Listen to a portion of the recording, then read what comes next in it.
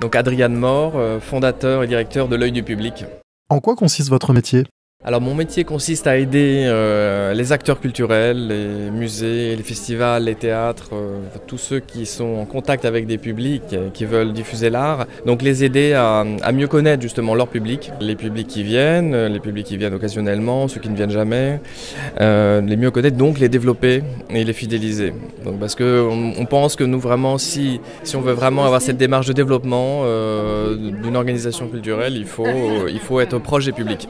Comment en êtes-vous venu à travailler dans la culture ? Quel est votre parcours ? J'ai toujours été finalement dans le secteur culturel, puisque j'ai créé déjà en 2000 une compagnie de théâtre professionnelle, j'organisais des concerts, je suis moi-même musicien et comédien, amateur, mais j'ai toujours aidé les professionnels justement à promouvoir et à attirer des publics, donc ça a toujours été ma motivation, c'est d'aider ces artistes à trouver leur public.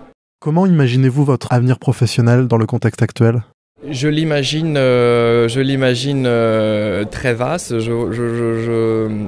En écoutant en tout cas tous les acteurs du monde culturel, nous sentons qu'il y a un grand avenir pour notre démarche, c'est-à-dire celle qui consiste vraiment à écouter et à dialoguer avec les publics et à créer de plus en plus de liens.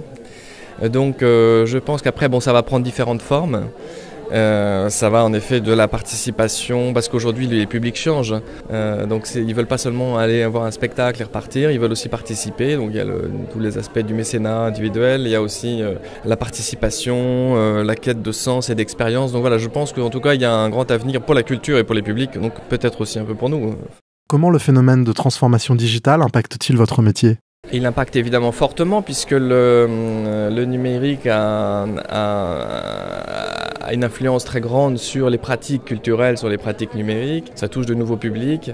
Ça incite aussi les acteurs culturels, et on les conseille aussi dans ce domaine pour changer un peu leur discours peut-être, parfois institutionnel, pour changer leur style et pour leur permettre de toucher des publics qui sont assez créatifs et qui sont souvent assez éloignés peut-être des institutions. Quel est selon vous le principal défi que doit relever le secteur de la culture ces prochaines années ? Les publics, et les écouter, s'en occuper, ne pas les oublier, ne pas les négliger.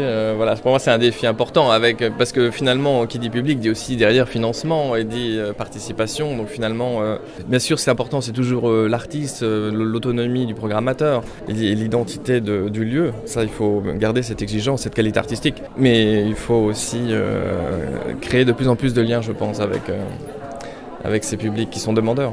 Quelle est votre politique culturelle idéale ? Une politique culturelle idéale, donc là on parle de politique, c'est une politique qui ne soit pas seulement axée sur la subvention et l'offre, mais qui permette aussi peut-être une politique qui permette aussi à des petits acteurs culturels de se développer, parce qu'aujourd'hui on est vraiment dans un écosystème où il n'est plus seulement utile d'aider des grandes institutions, même si c'est important, mais de créer une espèce de faisceau de partenaires autour de ces grandes institutions, pour permettre un certain dynamisme dans le secteur culturel.